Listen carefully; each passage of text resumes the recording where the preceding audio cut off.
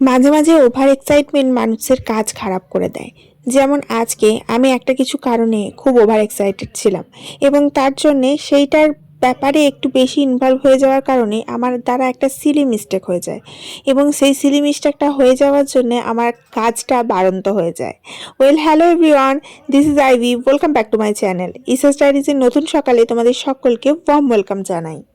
একটা কারণ আছে যেটার জন্য আমি ওভার এক্সাইটমেন্ট, সেটা আমি পরে বলছি। কিন্তু ব্যাপারটা হচ্ছে, দেখো, আমি আজকে একটা কাজ ধরেছি যে এই আলমারির মাথাটা আর ড্রেসিং টেবিলের মাথাটা এই দুটো পরিষ্কার করব। তো এদের উপরে থাকা যে নিউজ পেপারগুলো, যেগুলো বহুদিন ধরে থাকার ফলে ধুলো টুলো পড়েছিল, প্রচণ্ড পরিমাণে ধুলো পড়েছিল, তো সেগুলো আমি তুলে ফেলে দিয়েছি। সেটা আর ভিডিও করা হয়ে ওঠেনি, সেটা অন্য দিন ফেলেছি। আজকে আমি ভেবেছি যে এর সমস্ত জিনিসগুলো নামিয়ে এটার ওপরে ভালোভাবে নিউজ পেপারগুলো বিছিয়ে দেবো, কারণ আমি সমস্ত জায়গায় নিউজ পেপার বিছিয়ে রাখাটা বেশি প্রেফার করি। কারণ কী হয়, পরিষ্কার পরিচ্ছন্নতা করতে অনেক সুবিধা হয়। বাট ওই যে বলে যে মানুষের মাঝে মাঝে মাথা থেকে বেরিয়ে যায়, বা কারোর সাথে কথা বলতে বলতে অন্যমনস্ক হয়ে যায়, বা কোনো কিছু কারণে অন্যমনস্ক হয়ে যায়, তার জন্য কাজটা ব্যাঘাত ঘটে। আমি সব করলাম, মানে এই যে আলমারির মাথার উপর এত জিনিস আছে, এগুলো সব নামিয়ে গুছিয়ে বাগিয়ে নিউজ পেপার পাতা আবার গুছিয়ে তোলা, প্রপারভাবে সাজিয়ে রাখা, একটা অর্গানাইজ করে রাখা সুন্দরভাবে, যাতে দেখতে ভালো লাগে, সমস্ত করলাম। কিন্তু পাশে থাকা ড্রেসিং টেবিলের মাথার উপরটা আমি বেমালুম ভুলেই গেলাম। মানে কি বলবো, ওটা করতে আমি যে কি করে ভুলে গেলাম আমার এখনও মাথায় আসছে না। আমি ভিডিওটা এডিট করতে গিয়ে আমি দেখছি, আরে ড্রেসিং টেবিলের মাথার উপরটা তো করাই হয়নি, এটা আমি কি করে ভুলে গেলাম।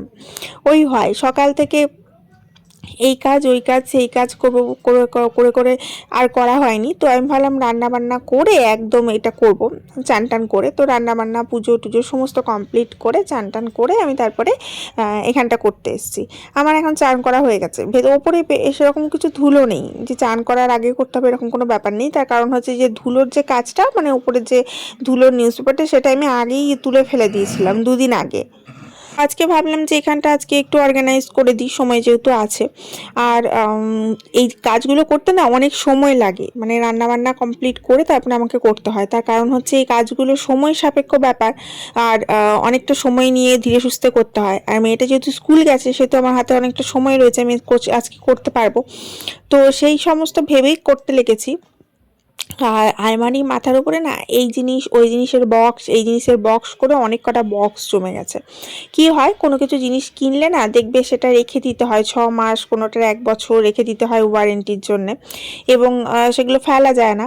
এবার আমি ডিভানের মধ্যে সেগুলো ঢোকাই না, আমি সেগুলো এই আলমারির মাথার উপরে রেখে দিই। যেগুলো দেখি খুব বড় বক্স রাখা সম্ভব নয়, এবং ধরো মাইক্রোওয়েভের বক্সটা রাখা সম্ভব নয় ঘরের মধ্যে, সেটা আমি বাইরে বার করে দিয়েছি, মানে আমাদের করিডোরে রেখে দিয়েছি, এরকম আর কি।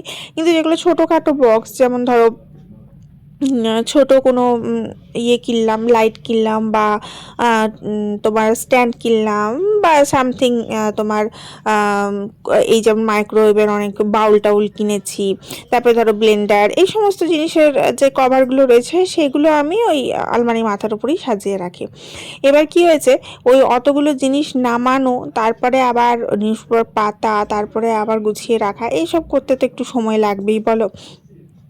এবার আমি ধরো এখানে আলমারির মাথার উপরে উঠে এই কাজটা করছি, আবার ওদিকে রান্নাও বসিয়েছি। এবার দুটো মাল্টিটাস্কিং এই সময় করতে গেলে কি হয়, ওই আমি হোঁচট খেয়ে পড়ে যাব ছুটে ছুটে যেতে যেতে, না হলে রান্না পুড়ে যাবে। তার জন্য আমি ঠিক করেছিলাম আজকে যে রান্নাটা কমপ্লিট করে দেন আমি এই কাজটা ধরবো।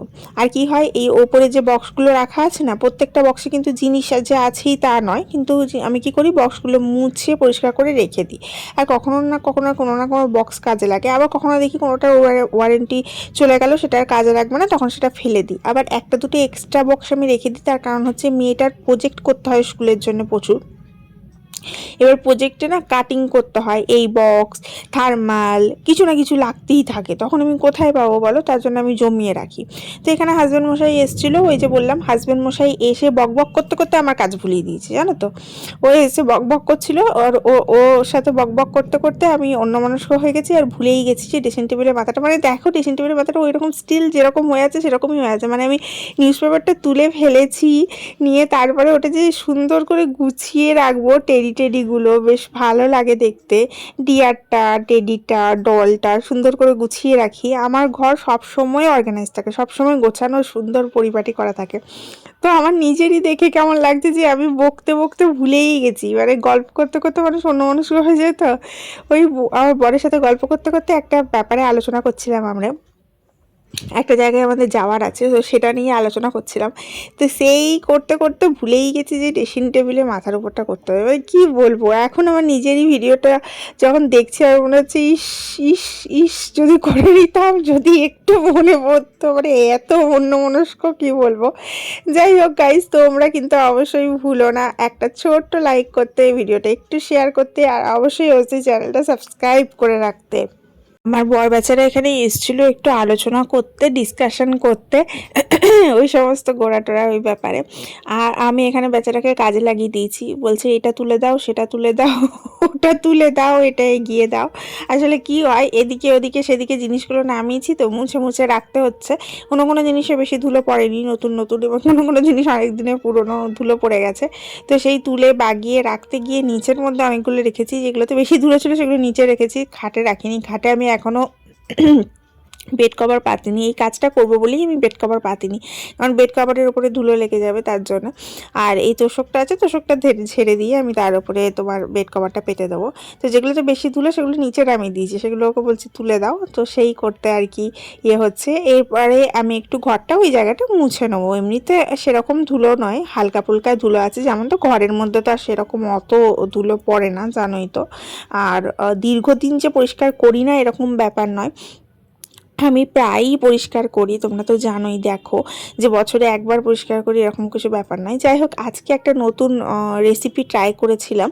তো পুরো রেসিপিটা আর ভিডিও করা হয়ে ওঠেনি, আমি ক্লিপটা শেষে অ্যাটাচ করব। সেটা হচ্ছে যে আমি একটা নতুন ব্লেন্ডার নিয়েছি এবং সেটা দিয়ে আজকে চিকেন পোলাও ট্রাই করেছিলাম, তাও আবার মাইক্রোওয়েভের মধ্যে। মানে সত্যি মাইক্রোওয়েভটা যে এত কাজের হবে আমি ভাবতে পারিনি। মানে চিকেন পোলাওটাও এত সুন্দর আর এত ইজি আর এত কম সময়ের মধ্যে হয়ে গেল, কি ভালো হয়েছিল কি বলবো।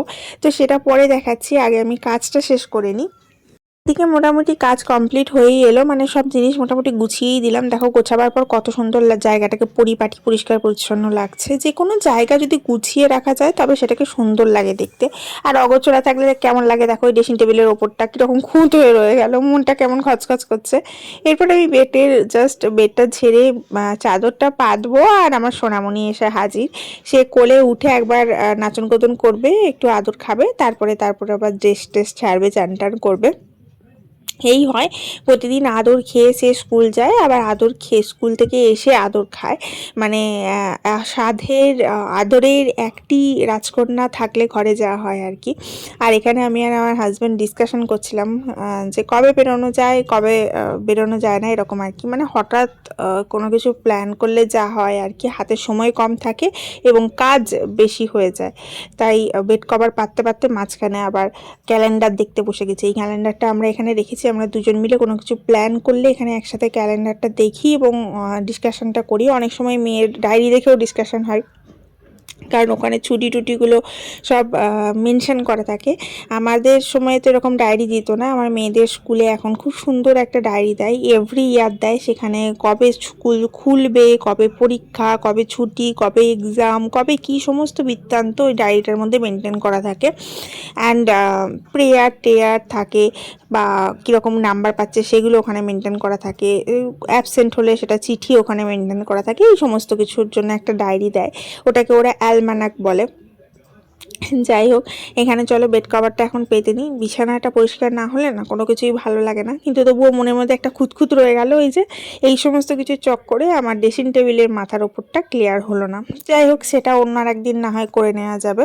এবার আমি তোমাদেরকে দেখাচ্ছি ছোট্ট করে চিকেন পোলাওটা কীভাবে বানিয়েছি। চিকেন পোলাওটার জন্য আমি চিকেনটা আগে থাকতে ম্যারিনেট করে রেখেছিলাম, ভাতের চালটা ভিজিয়ে রেখেছিলাম, ভাতটা কিন্তু করিনি। অ্যান্ড তারপরে দই ফেটিয়েছি, দই ফেটিয়ে এর মধ্যে চিকেন সমস্ত কিছু ম্যারিনেট করে চিকেনটা খানিকক্ষণ কুক করেছি। তারপরে সেটার মধ্যে আগে থাকতে অনেকক্ষণ ধরে ভিজিয়ে রাখা চালটা দিয়েছি, অনেকক্ষণ মানে 1 ঘন্টার উপর ভিজিয়ে রেখেছিলাম। মশলা টশলা দিয়ে গরম জলে ফুটন্ত মশলা দিয়ে ফুটিয়ে সেই জলের মধ্যে চাল দিয়ে ভিজিয়ে রেখেছিলাম, ঠিক আছে, ঠান্ডা জলে নয়।